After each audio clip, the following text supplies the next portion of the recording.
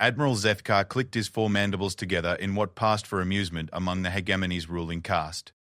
The massive crystalline viewing screen aboard his flagship displayed the pathetic sight of Earth's so-called defense fleet, hanging in the void like scattered debris. 12 primitive vessels, their hulls scarred and patched, engines barely maintaining stable orbits around their dying homeworld. These are the beings that the intelligence reports claimed might pose a threat? His translator converted his chittering language into the standard galactic tongue, though the disdain needed no translation. Look at them, Sub-Commander. They can barely keep their ships from falling apart. Sub-Commander Yextai studied the tactical display with professional interest. The human vessels were indeed crude by hegemony standards. Their armor was thick but inefficient, their weapons primitive chemical and nuclear systems that would barely scratch modern energy shields.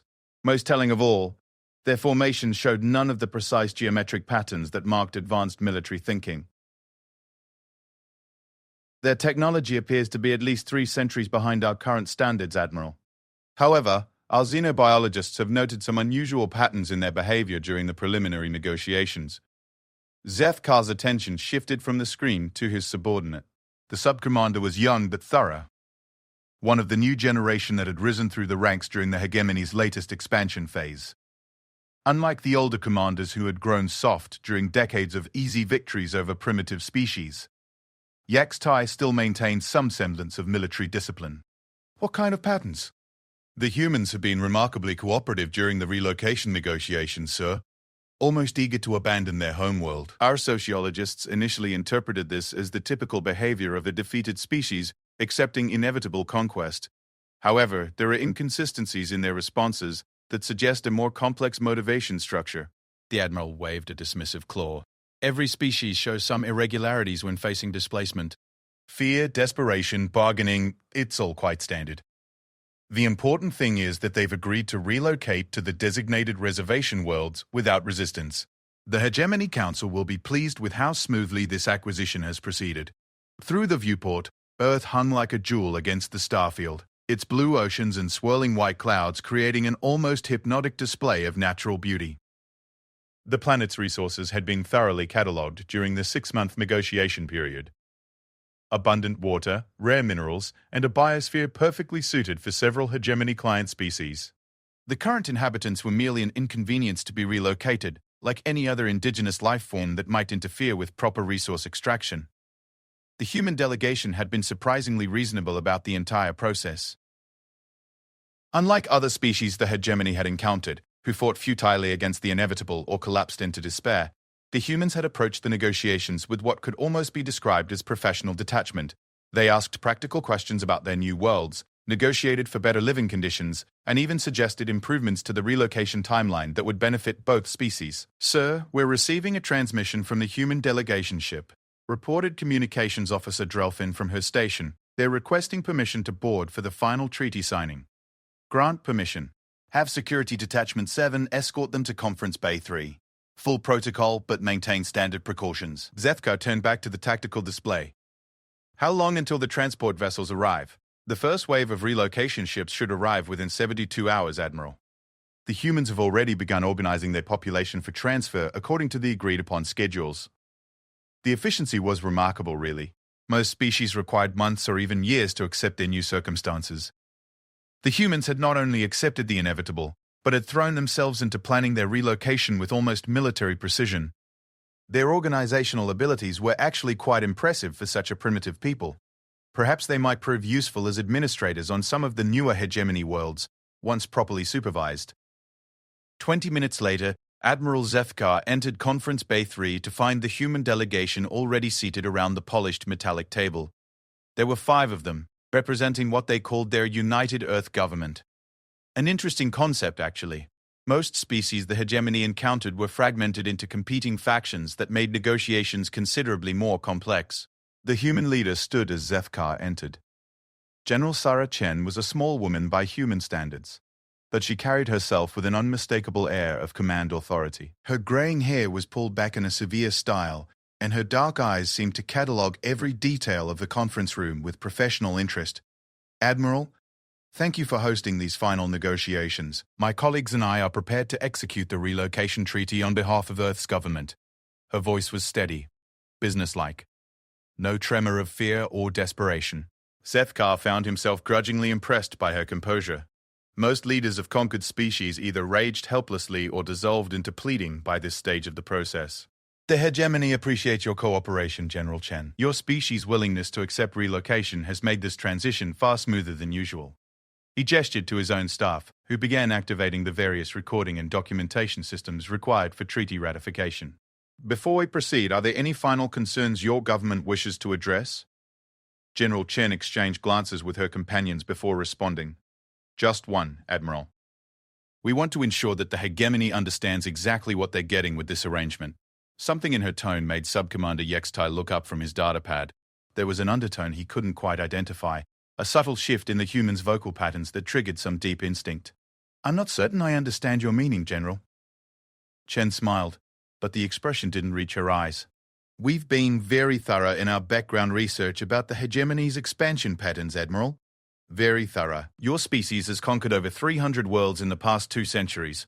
You've perfected the process of identifying habitable planets, negotiating with the indigenous populations, and relocating them to less desirable territories while you extract resources from their homeworlds. That is an accurate assessment of hegemony colonial policy, yes.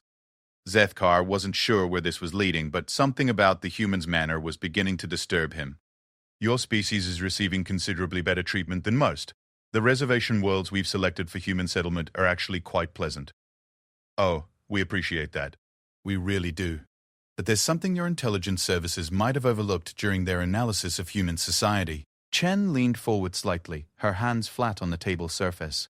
We've been fighting wars for over 5,000 years of recorded history, Admiral. Not border skirmishes or resource disputes.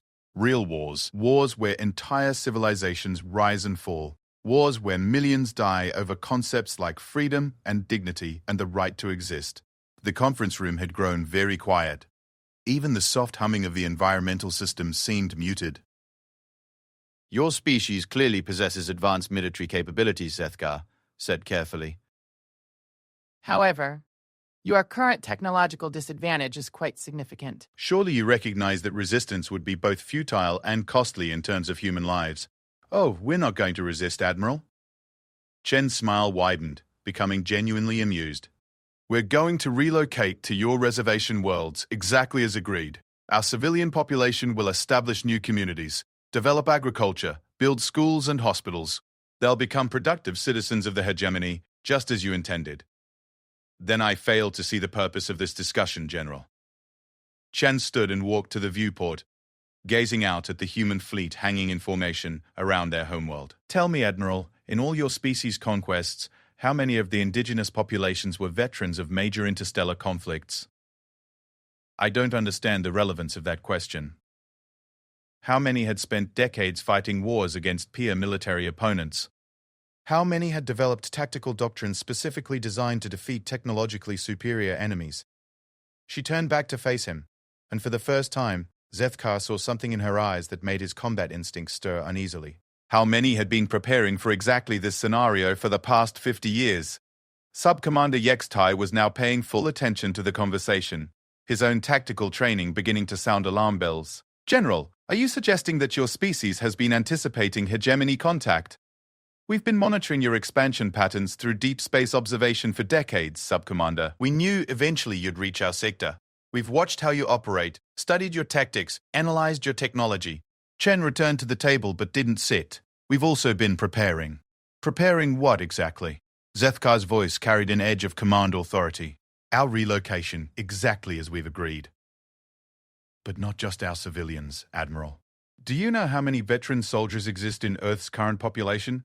Men and women who've fought in the Titan Wars, the Belt conflicts, the Mars independence campaigns, warriors who've spent their entire adult lives perfecting the art of asymmetric warfare against superior forces. The conference room's atmosphere had shifted subtly.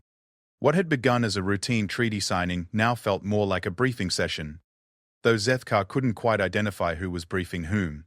According to our census data, approximately 12% of Earth's adult population has significant military experience. That's roughly 800 million trained soldiers, Admiral. And they're all relocating to your reservation worlds exactly as you've arranged. Yextai's datapad clattered to the table as the implications hit him. You're dispersing your military population throughout hegemony space. Not dispersing. Deploying. Chen's professional mask slipped for just a moment, revealing something much more dangerous underneath. Every reservation world will have its quota of veterans. Every human community will include soldiers who've spent decades learning how to fight, enemies with better technology, superior numbers, and overwhelming firepower.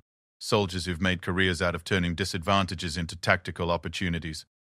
Admiral Zethkar felt a chill that had nothing to do with the conference room's environmental controls. This is a violation of the relocation treaty. Military personnel were supposed to be processed separately, assigned to low-security agricultural settlements. Read the treaty more carefully, Admiral. We agreed to relocate our population according to family and community groups, with special provisions for maintaining cultural and social structures. We never agreed to separate our veterans from their families or communities. Chen's smile had become predatory. Besides, most of our best soldiers are farmers, teachers, engineers, doctors. When you've been fighting wars for 5 millennia, military service becomes just another aspect of citizenship. The full scope of what she was describing began to dawn on the hegemony officers. Not a conquered population being relocated, but a military force being strategically positioned throughout their empire. Not refugees seeking new homes, but veterans implementing a deployment plan decades in the making. The Hegemony Council will never approve this arrangement once they understand what you're attempting, Zethkar said, but his voice lacked conviction. The arrangement is already approved, Admiral. The relocation fleet is already en route.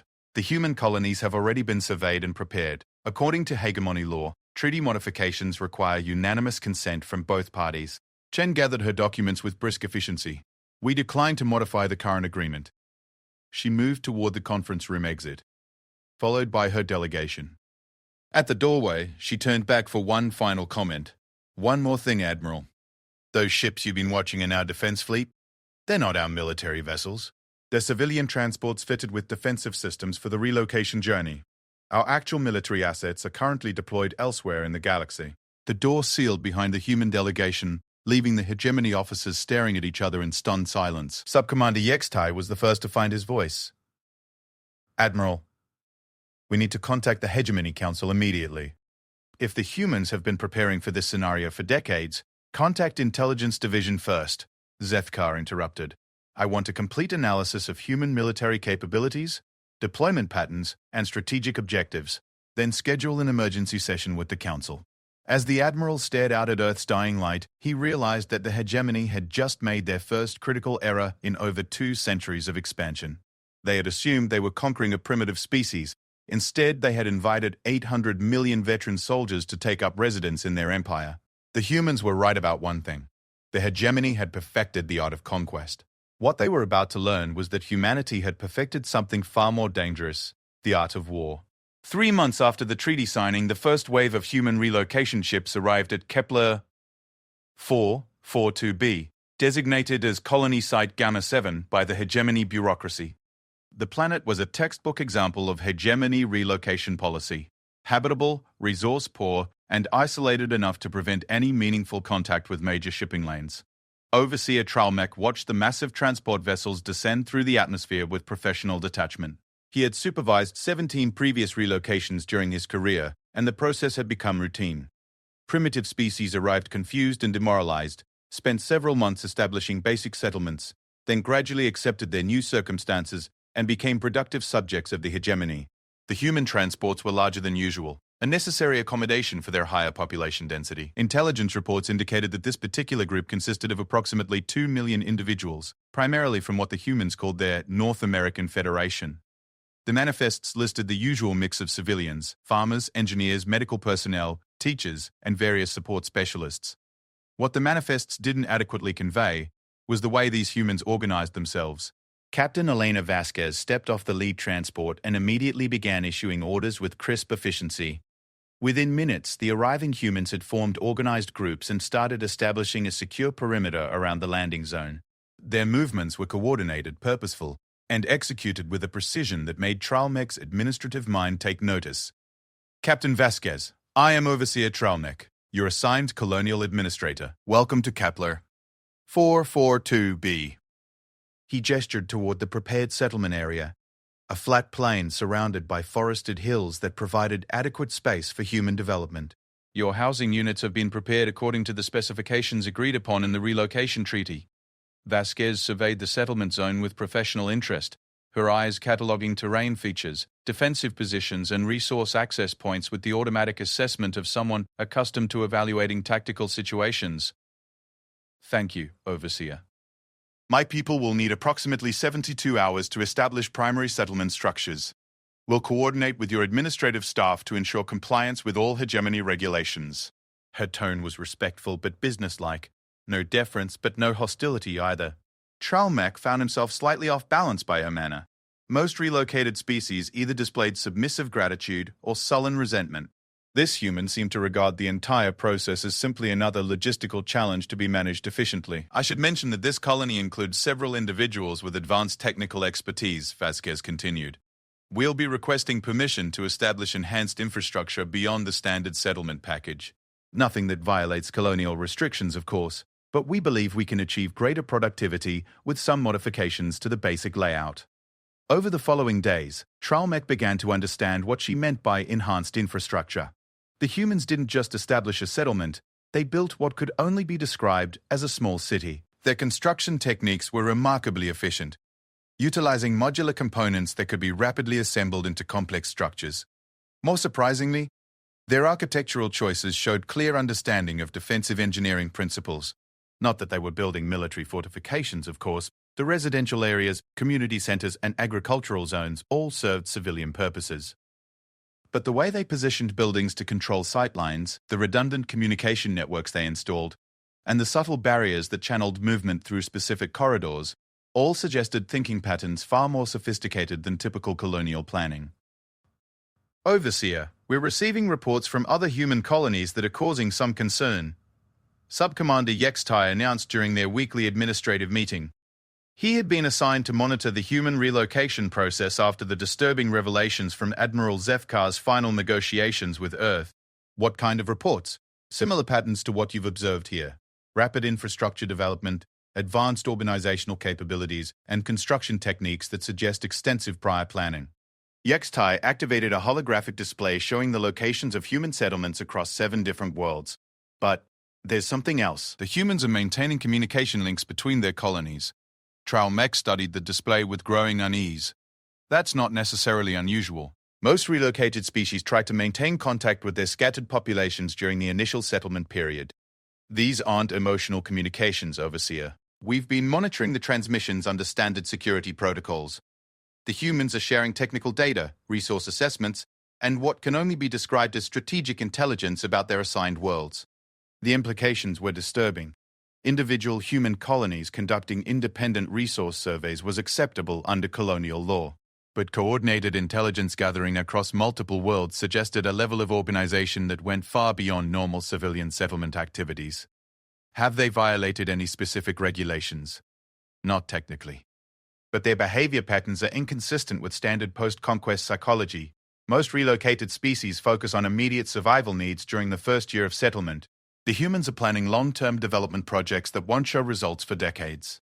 Tralmec turned his attention back to the viewport overlooking the human settlement.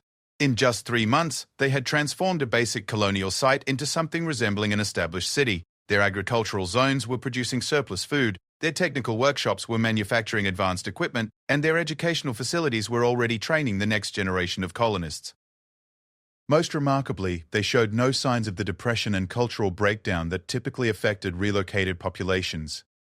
If anything, the humans seemed to be thriving in their new environment. Has Admiral Zefkar received any response from the Hegemony Council regarding his concerns about human military capabilities?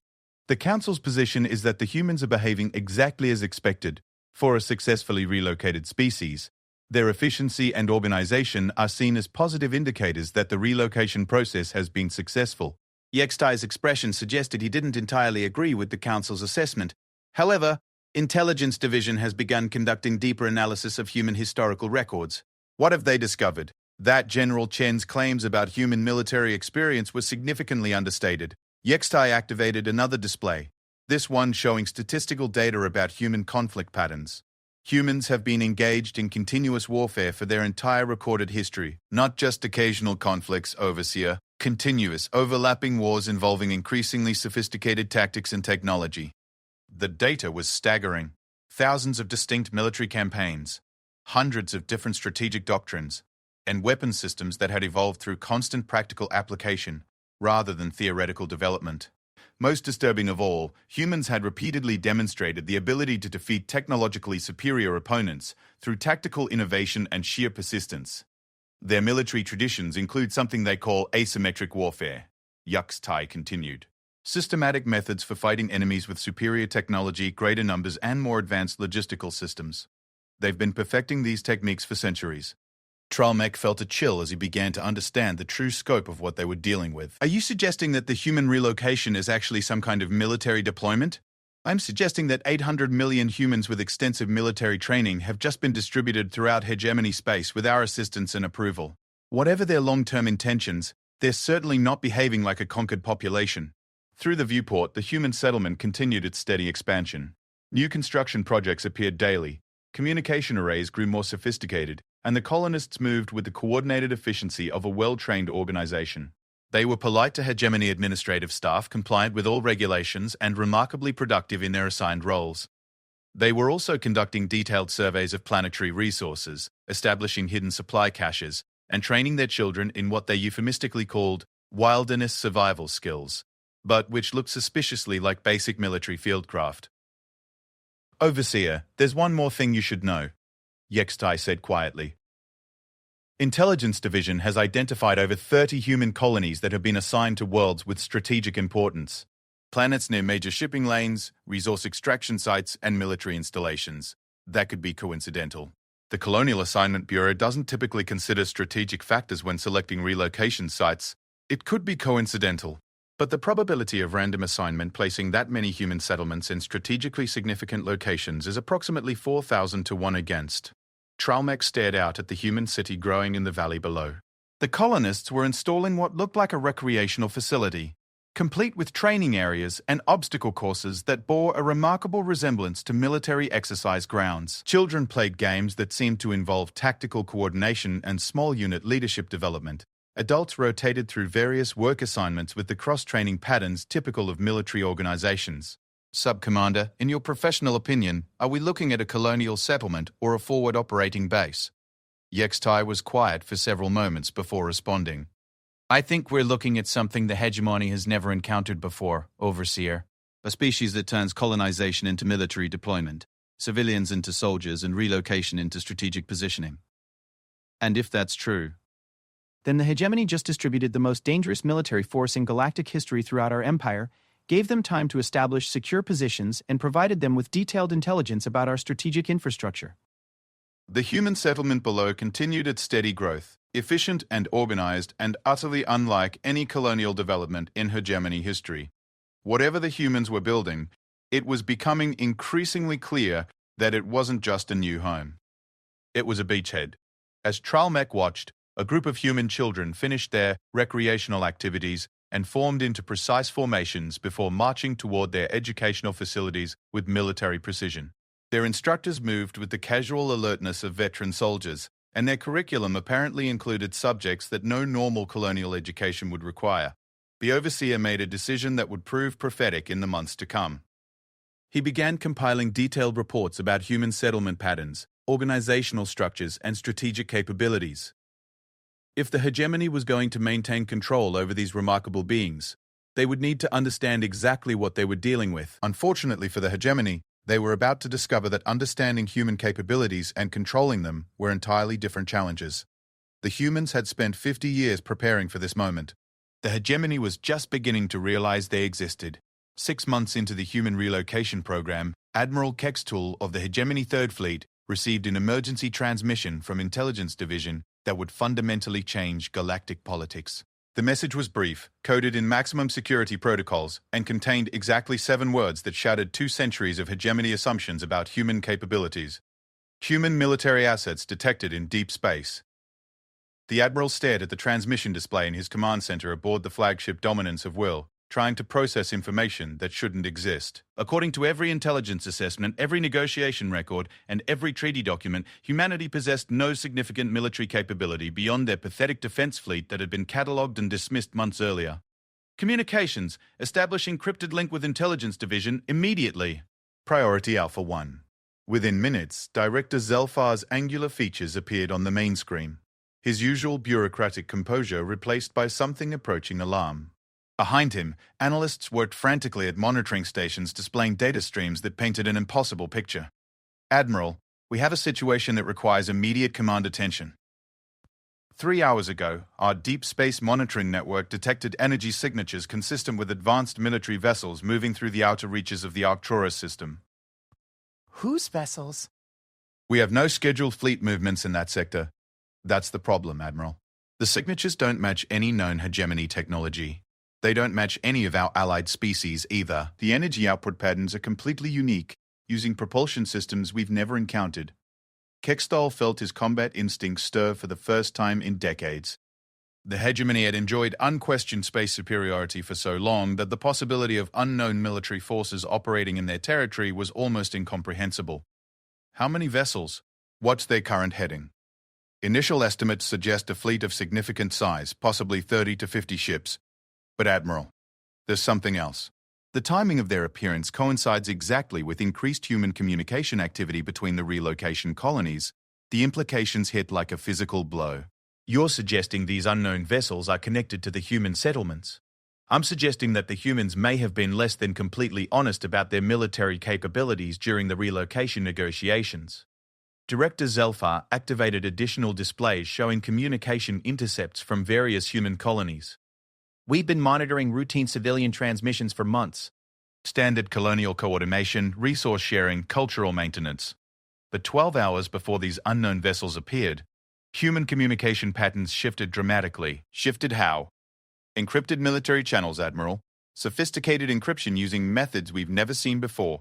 The communications lasted exactly 18 minutes, reached all human settlements simultaneously, then ceased entirely. Kextol studied the tactical displays with growing unease. 30 to 50 unknown vessels represented a significant military force, especially if they possessed technology advanced enough to avoid detection for months. More disturbing was the coordination implied between these mysterious ships and human settlements throughout hegemony space. Director, I need complete intelligent analysis of human capabilities, deployment patterns, and strategic objectives. How could they have hidden fleet assets from our monitoring systems? We're beginning to suspect they didn't hide fleet assets, Admiral. We think they built them. The statement was so absurd that Kextol initially dismissed it as impossible. Built them where? We've been monitoring human industrial capacity since first contact. They possess no facilities capable of constructing space-worthy vessels, let alone military ships. Not on Earth, Admiral, in space itself. Our xenoarchaeology teams have been analyzing human historical records more thoroughly since the relocation began. What we discovered is that humans have been conducting deep space operations for over 2 centuries. Operations we never detected because we weren't looking for them. New displays activated, showing reconstructed data from human archives. Mining operations in asteroid fields, manufacturing facilities built into dead moons, research stations positioned in the empty space between star systems, an entire industrial infrastructure that had developed parallel to human planetary civilization, invisible to conventional detection methods. They built their space-based civilization specifically to avoid detection by potential alien contact, Zelfar continued. Every facility was designed with stealth characteristics. Every operation planned to minimize energy signatures that might attract attention from advanced species. How large is this hidden infrastructure?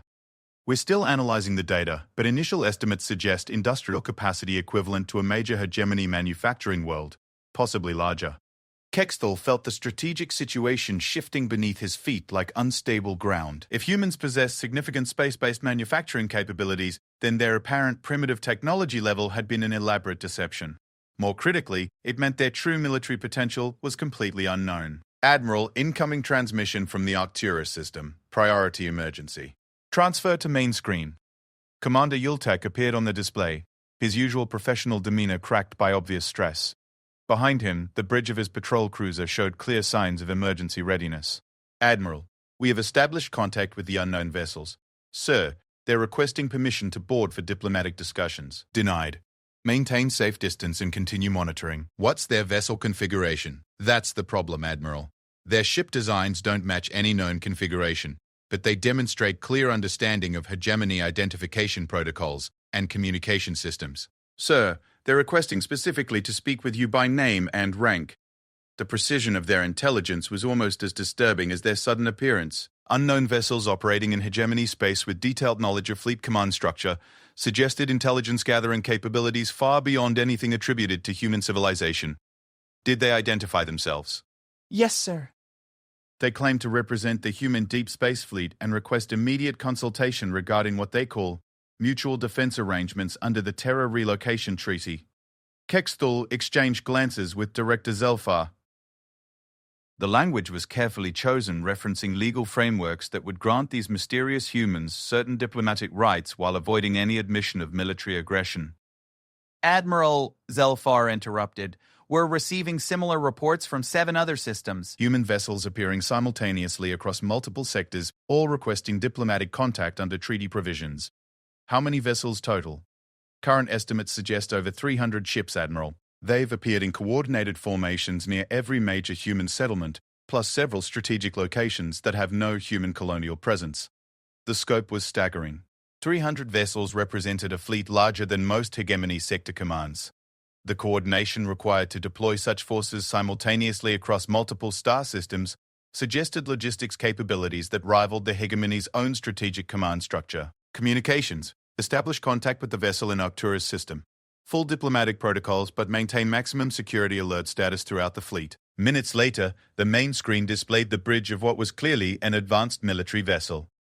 The human who appeared wore a uniform unlike anything in their previous cultural databases, and his manner carried the unmistakable authority of senior command rank. Admiral Kexthal, I am Fleet Admiral Marcus Chen of the Human Deep Space Command. Thank you for agreeing to this consultation. The family name triggered immediate recognition. You're related to General Sarah Chen? She's my aunt, Admiral. I believe she handled the relocation negotiations with your forces several months ago. Chen's expression suggested familiarity with those negotiations and their implications. I'm here to discuss the next phase of human hegemony relations. I wasn't aware there was a next phase scheduled, Admiral Chen. The Terra Relocation Treaty included provisions for mutual defense cooperation once human settlements were established and secure. We're prepared to activate those provisions. Kexthal quickly accessed the treaty documents, scanning through diplomatic language that had seemed routine during the original negotiations. Buried deep in the technical sections were indeed references to mutual defense arrangements and strategic cooperation frameworks that had been dismissed as standard diplomatic boilerplate. What exactly are you proposing, Admiral? The hegemony has provided our people with new worlds and opportunities for growth. In return, we're offering military partnership against threats that endanger both our species. Chen gestured to something off-screen, and new displays appeared showing stellar cartography data. Our deep space monitoring assets have detected significant military movement in the outer galactic rim, species we've never encountered, using technology that appears to rival or exceed hegemony capabilities. Unknown alien threats. A species our xenologists have designated the Void Hunters. They appear to be conducting systematic exploration of this galactic region, moving in patterns consistent with preparation for large-scale invasion. Their technology demonstrates clear superiority to anything we've previously encountered. Kexthal felt cold realization settling over him. The humans weren't just revealing hidden military capabilities, they were offering military partnership against threats the hegemony didn't even know existed. How long have you been monitoring these Void Hunters? Approximately 18 months.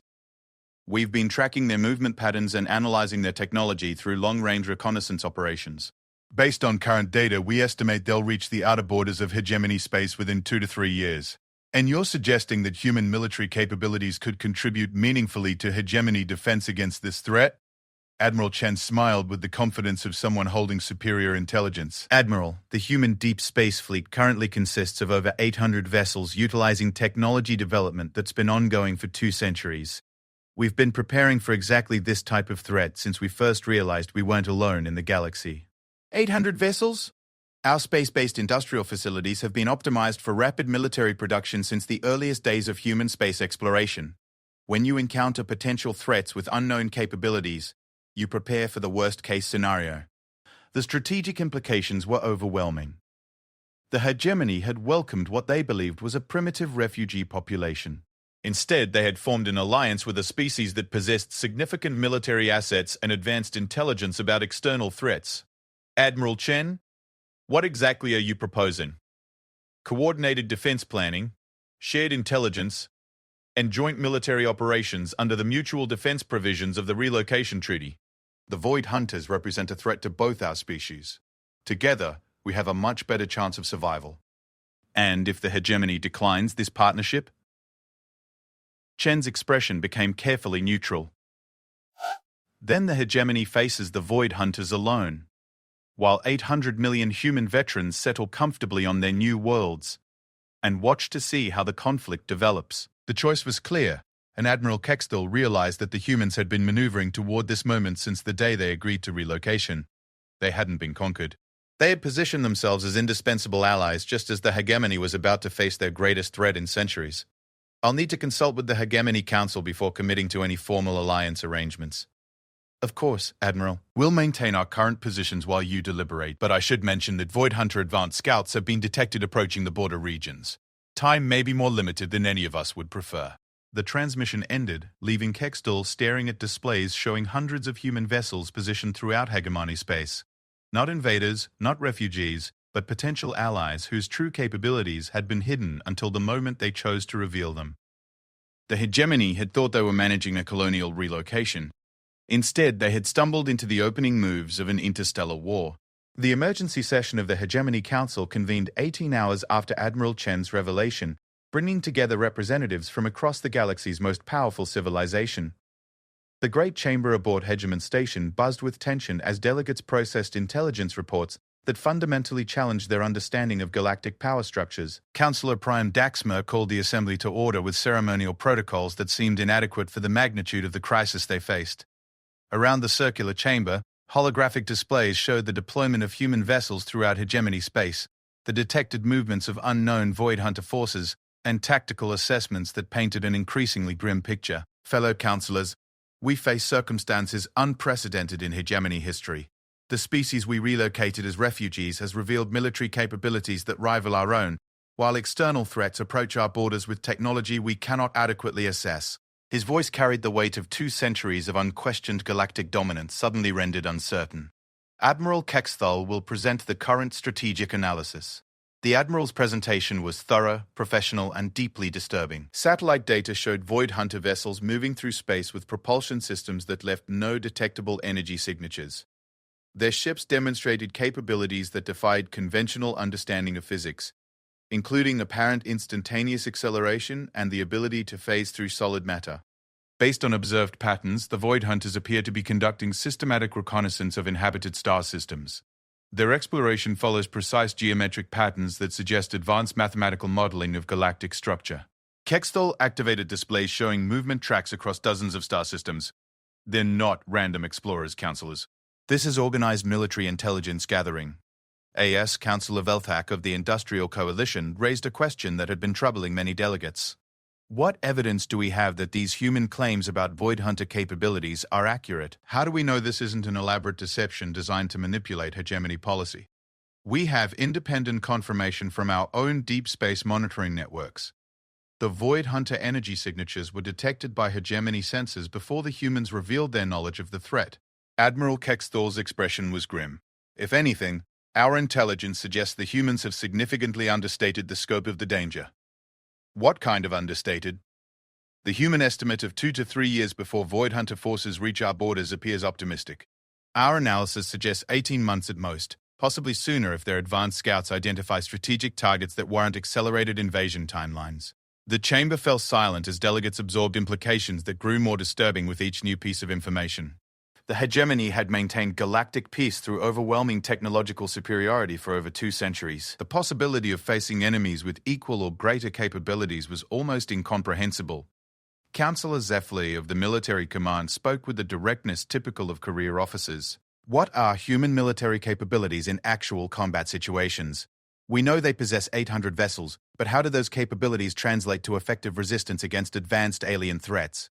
That question may be answered sooner than we anticipated, Councillor. A new voice interrupted from the Chamber's communication systems. We're receiving emergency transmission from the Kepler 442 system. Priority Alpha 1. The main display activated to show Commander Trollnack broadcasting from his administrative center on the human colony world. Behind him, the settlement that had grown so impressively over the past months was clearly visible through his office viewport, but something had changed dramatically about the human activity patterns. Counselors, we have a situation developing that requires immediate attention. Approximately 6 hours ago, human colony leadership received what they described as an external contact alert. Within minutes, the entire settlement shifted to what can only be described as full military readiness. The viewport behind Tralmech showed a transformation that defied belief. The peaceful colonial town had become a fortified military installation. Defensive positions had emerged from apparently civilian structures, advanced weapon systems had deployed from hidden installations, and the human population moved with the coordinated precision of a veteran military unit. The humans informed me that Void Hunter advanced scouts have been detected approaching this system. They estimate contact within 48 hours. Tralmech's voice carried professional calm, but his expression showed the strain of rapidly evolving circumstances. Counselors, I need to know what authority I have regarding human defensive preparations. Before anyone could respond, Captain Elena Vasquez appeared in the transmission feed. Her transformation was even more striking than the settlements. The efficient colonial administrator had become a combat commander whose bearing suggested extensive experience with exactly this type of situation. Counselors, we've received confirmation of 3 Void Hunter vessels approaching our system, using stealth technology designed to avoid detection. Our deep space sensors indicate they'll arrive within the next 36 hours. Her manner was respectful but urgent. We're implementing defensive protocols under the mutual defense provisions of the Relocation Treaty. Counselor Prime Daxma leaned forward with obvious concern. Captain, what do you mean by defensive protocols?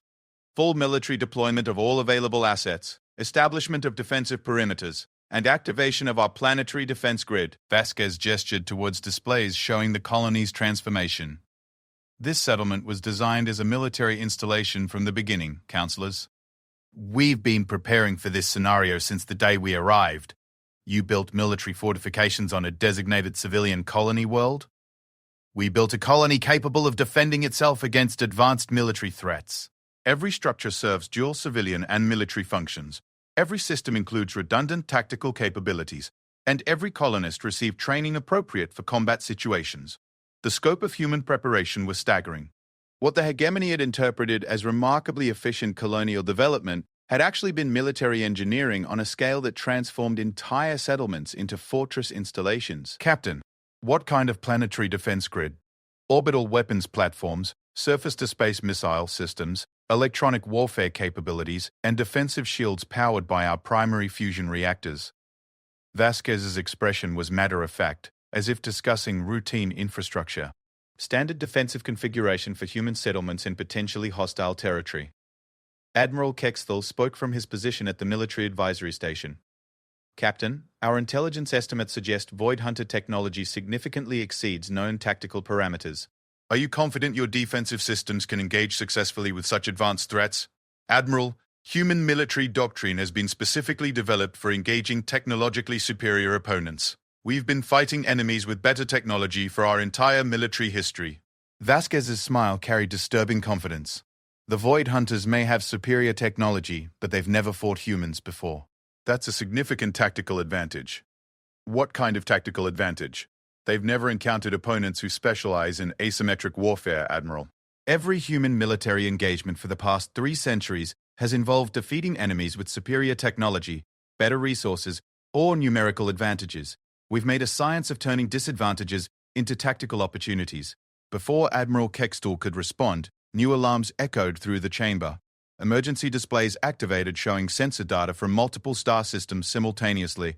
The Void Hunter advance had accelerated dramatically, with enemy vessels appearing near human settlements across 7 different worlds. Counselors. Admiral Chen's voice transmitted from his flagship. Void Hunter forces are initiating contact at multiple locations simultaneously. This isn't random exploration anymore. This is coordinated military action targeted specifically at human settlement worlds. Why are they targeting human settlements? Unknown, but the pattern suggests they've identified human colonies as priority targets. Possibly they recognize human military capabilities as a threat to their invasion plans. Counselor Zephyr activated his personal communication systems with obvious urgency. All hegemony fleet units implement Emergency Protocol 7. All available vessels to defensive positions around human settlement worlds. Counselor, that's not necessary, Captain Vasquez interrupted. We've been preparing for this exact scenario for decades. Every human settlement has defensive capabilities specifically designed to engage Void Hunter-level threats. What we need is coordination, not protection. Coordination for what? Joint military operations under the Mutual Defense Treaty provisions. Human settlements provide forward defensive positions and tactical intelligence. Hegemony fleet assets provide strategic mobility and heavy weapon support. Together, we can mount effective resistance against Void Hunter invasion forces. The chamber erupted in heated debate as delegates struggled with concepts that challenged fundamental assumptions about galactic military balance. The hegemony's role as the dominant galactic power was being redefined in real time as external threats and unexpected allies transformed the strategic landscape. Counselors, Admiral Chen's transmission continued. Void Hunter vessels have begun attacking human settlements. We're implementing active defensive measures. I'm requesting immediate clarification of hegemony policy regarding human military operations. The main displays showed tactical data from 3 different star systems where combat had already begun. Human defensive systems engaged Void Hunter vessels with weapons technology that matched alien capabilities, while human tactical coordination demonstrated sophisticated understanding of enemy weaknesses. The humans are holding their own against the Void Hunters, Admiral Kextall reported with obvious amazement. Their defensive systems are not only engaging enemy vessels but achieving successful target elimination. How is that possible? Unknown, Admiral. Human weapons technology appears to utilize principles we've never encountered. They're achieving tactical effectiveness against enemies whose capabilities exceed our current understanding. Counselor Prime Daxma made the decision that would determine the future of galactic civilization. Admiral Chen, the Hegemony Council authorizes full implementation of Mutual Defense Treaty provisions. Human settlements are cleared for unrestricted defensive operations. Hegemony fleet assets will coordinate with human forces under Joint Command protocols. Acknowledged, Counselor Prime. Joint Tactical Command is being established now. You should know that this is exactly what we expected when we accepted relocation to Hegemony worlds. You expected to be attacked by unknown alien invaders? We expected to eventually encounter threats that would require every available resource to defeat. The galaxy is a dangerous place, counselors. Species that survive long enough to achieve interstellar civilization learn to prepare for threats they can't yet imagine. As combat reports flowed in from multiple star systems, the hegemony began to understand that their refugee relocation program had actually been the preliminary phase of a military alliance that would determine whether galactic civilization survived the coming war.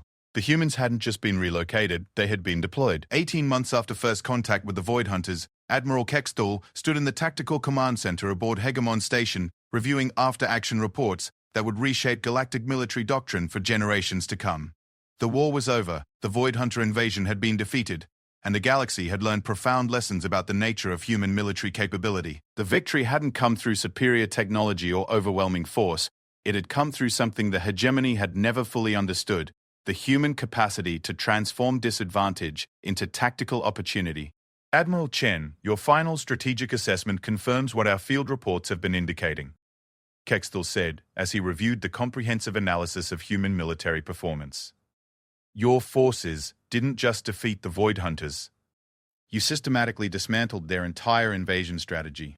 Fleet Admiral Marcus Chen appeared relaxed as he transmitted from his flagship, but Kextall now recognized the signs of someone whose casual demeanor masked depths of strategic thinking that were both impressive and slightly unsettling. The Void Hunters made the same mistake every technologically advanced species makes when they encounter humans, Admiral. They assumed that superior technology automatically translates to military superiority. Chen's expression carried the satisfaction of someone whose decades of preparation had proven successful.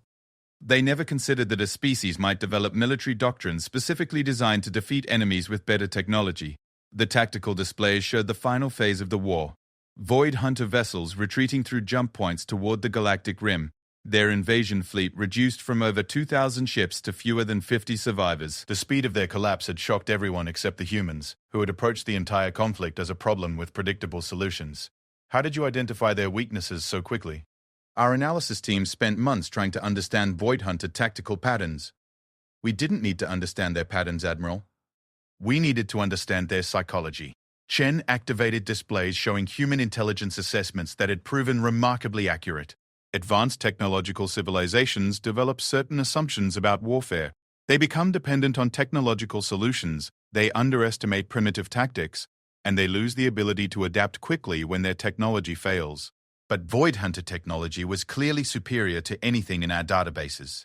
Superior in terms of individual capability, yes, but technology is only as effective as the tactical doctrine that employs it. The Void Hunters had advanced ships, sophisticated weapons, and impressive defensive systems. What they didn't have was experience fighting opponents who specialized in making advanced technology irrelevant.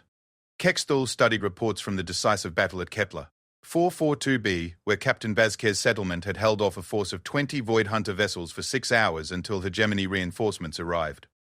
The human defensive strategy had been both brilliant and completely contrary to conventional military thinking. Captain Vasquez achieved tactical victory by deliberately allowing Void Hunter forces to penetrate her defensive perimeter. That should have resulted in complete defeat. Unless you understand asymmetric warfare doctrine, Admiral. Captain Vasquez recognized that Void Hunter vessels were optimized for long-range engagement using their advanced weapons systems. Once she forced them into close-range combat within her settlement's defensive grid, their technological advantages became tactical liabilities. The battle recording showed exactly what Chen described. Human defensive systems had guided Void Hunter vessels into engagement ranges where their advanced technology couldn't be effectively employed, then overwhelmed them with coordinated fire from weapons platforms hidden throughout the settlement's civilian infrastructure. The humans turned their entire colony into a tactical trap. Every human settlement was designed as a tactical trap, Admiral. We learned long ago that the best way to defeat superior enemies is to choose the battlefield and dictate the terms of engagement. Make them fight your kind of war instead of fighting their kind of war. Over 18 months of conflict, this pattern had repeated across dozens of star systems. Human settlements that appeared vulnerable had proven to be carefully constructed tactical environments designed to neutralize specific types of technological advantages. Void Hunter vessels found themselves drawn into exactly the kinds of engagements where human experience and adaptability provided decisive advantages. Admiral, there's something about human tactical thinking that I need to understand, Kexthal said. Your species approaches warfare differently than any civilization we've encountered. How do you consistently identify weaknesses in enemies you've never fought before? Chen's expression became thoughtful, as if considering how to explain concepts that were fundamental to human military tradition. Admiral, what's the longest period of peace in hegemony history? Approximately 200 years since our expansion phase ended and galactic borders stabilized. The longest period of peace in human history was 37 years. That happened once, during what we call the Mid-Pacific Stability Period. Every other generation of humans has lived through major military conflicts. Chen activated historical displays showing the scope of human warfare across millennia. We've been fighting continuously for over 5,000 years, against every possible type of enemy, using every conceivable tactical approach, adapting to every form of military technology. The scope was staggering. Humans had developed military experience through constant practical application rather than theoretical study. Their tactical doctrines had evolved through thousands of real conflicts against opponents ranging from primitive tribal forces to advanced technological civilizations. When we first encountered the Void Hunters, we didn't see them as an unprecedented threat. We saw them as another variation of the technologically superior opponent. That's a problem we've been solving for centuries. But surely their specific capabilities required new tactical approaches? Their specific capabilities required tactical modifications, not new approaches. The fundamental principles of asymmetric warfare remain constant regardless of technological variables.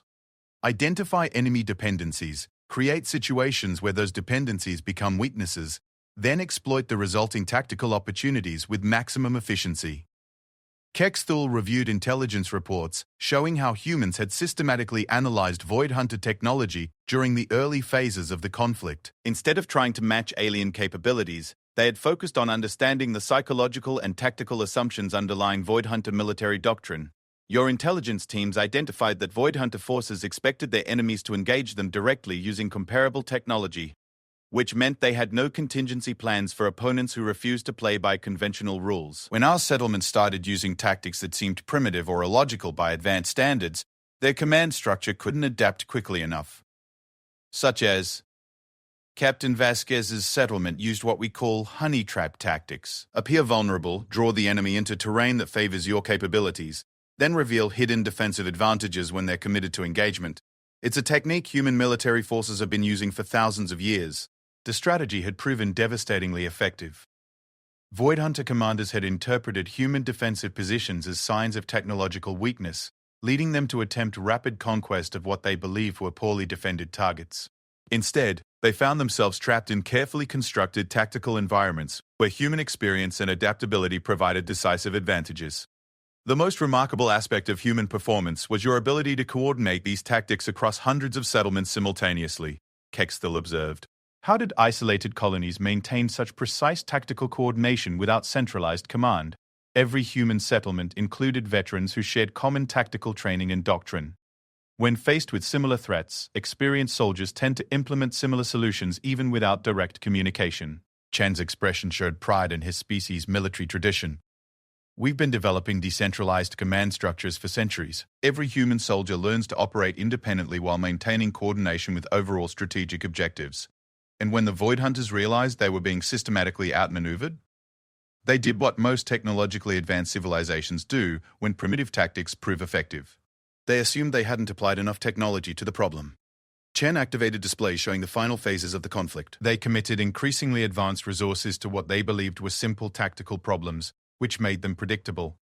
The war's final battle had demonstrated the ultimate expression of human tactical thinking. When Void Hunter forces deployed their most advanced vessels in a massive assault on the human settlement at Proxima Centauri, they had walked directly into the largest tactical trap in galactic military history. Your forces used the Hegemony fleet as bait. We use the Hegemony fleet as mobile tactical platforms, exactly as designed under our joint command protocols. Admiral Yextai understood the tactical requirements and executed the coordination perfectly. The battle recordings showed Hegemony vessels apparently retreating in disarray before overwhelming Void Hunter forces, drawing the alien fleet into a star system that contained 12 hidden human settlements positioned to create overlapping fields of fire. When the Void Hunters committed their entire remaining fleet to what they believed was a decisive victory, they found themselves trapped in a tactical environment controlled entirely by human strategic planning. The Void Hunters never realized they were being maneuvered into a system-wide ambush until it was too late to retreat effectively. By that point, they were committed to an engagement type that played to every human tactical advantage while neutralizing most of their technological superiority. The outcome was predetermined once they made the decision to pursue what they thought was a fleeing enemy. Keckstil studied the final tactical reports with professional admiration. The human victory had been comprehensive, elegant, and achieved with minimal casualties on both sides. The Void Hunter fleet had been neutralized rather than destroyed, their survivors allowed to retreat with enough resources to ensure they could report the futility of continued aggression. Admiral Chen, your species has fundamentally changed galactic military doctrine. Every civilization will need to reconsider their strategic assumptions in light of human tactical capabilities. That's exactly what we hoped would happen, Admiral. Chen's expression became serious. The galaxy is full of potential threats that require more sophisticated responses than technological superiority. Humanity brings centuries of experience in adapting to unknown enemies and developing tactical solutions for impossible problems. And the human settlements throughout hegemony space will continue to serve their dual role as thriving colonial communities and forward defensive installations. The next threat may be completely different from the Void Hunters, but the fundamental principles of human tactical doctrine will adapt to meet whatever challenges emerge. As Admiral Keckstil concluded his review of the conflict, he realized that the hegemony's accidental alliance with humanity had produced more than just military victory. It had demonstrated new possibilities for galactic civilization based on cooperation between species with complementary strengths. The humans had proven that technological advancement wasn't the only path to military effectiveness. Experience, adaptability, and tactical innovation could transform apparent disadvantages into decisive strengths. Most importantly, they had shown that galaxy-spanning threats required galaxy-spanning cooperation between species willing to contribute their unique capabilities to collective defense. The war was over, but the alliance that had won it was just beginning. Humanity had earned their place among the stars, not as refugees or subjects, but as equals, whose military traditions would help protect galactic civilization against whatever threats emerged from the darkness between the stars. The hegemony had learned the most important lesson in their history. Never underestimate a species that has perfected the art of turning weakness into strength. The humans had been doing it for millennia, and they were just getting started. In the depths of space, human settlements continued their quiet work of building communities, raising families, and preparing for the next impossible war that someone, somewhere, was already planning. They had become the galaxy's insurance policy against the unknown, veterans standing watch at the edges of civilization. The galaxy was safer because humanity had finally come home.